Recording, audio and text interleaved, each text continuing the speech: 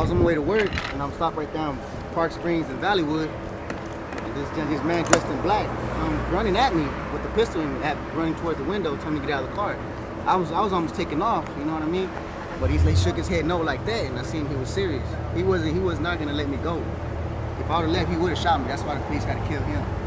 Around 4:15 this afternoon, we responded to a domestic disturbance at an apartment complex in the 2100 block of Park Springs Boulevard, which is right up the street. As officers arrived on scene at the apartment complex, the domestic disturbance was between a mother and two brothers. They were able to coax out the brother and the mother. The call actually originated from a third party whom one of the brothers had contacted, saying, hey, my other brother, who is going to be our suspect, had a firearm and was making threatening statements with the gun towards the other brother. As officers determined there was no one else inside the apartment but just the suspect, officers tried to make entry through the front door to talk to the suspect, not knowing that he was going to be armed or not. Is when officers began to try to negotiate with him, and they noticed he did have a handgun and he was making statements towards police like shoot me, stuff like that. Officers continued to negotiate, saying they didn't want to shoot the suspect and that they wanted to figure out what was going on.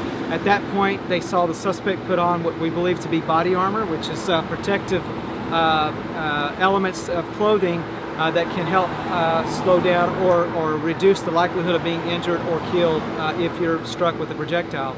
At that point, officers kind of backed out of the apartment and kind of contained the perimeter, waiting for additional units to arrive on scene. A short time later, they heard glass breakage, and what we realized later, the suspect actually began breaking into the apartment next to his apartment and made entry into that apartment to formulate an escape plan.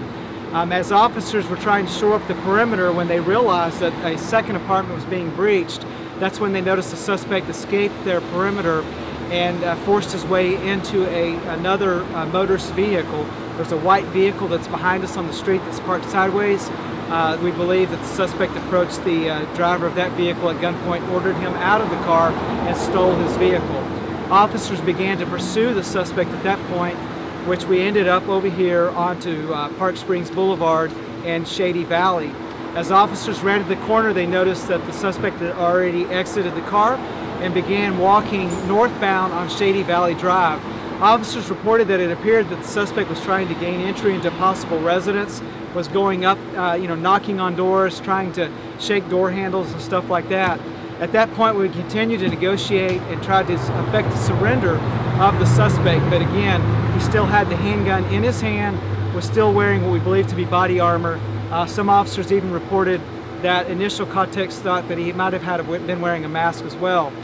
As officers began to formulate a pretty good perimeter, we were not going to allow him to exit the perimeter again. We were not going to allow him to gain entry into another residence. So we continued to give him surrender protocols. At some point during this encounter, the suspect rounded between two of the houses, and there was some confrontation between one of our officers and the suspect.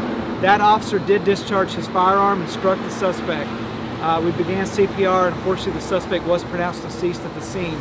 There were no officers injured, there were no citizens injured in this encounter, and we're very lucky that he did not come upon another motorist or that he was able to gain entry into a residence, because his behavior was very chaotic, again carrying a firearm, asking the police to kill him and making statements of that matter.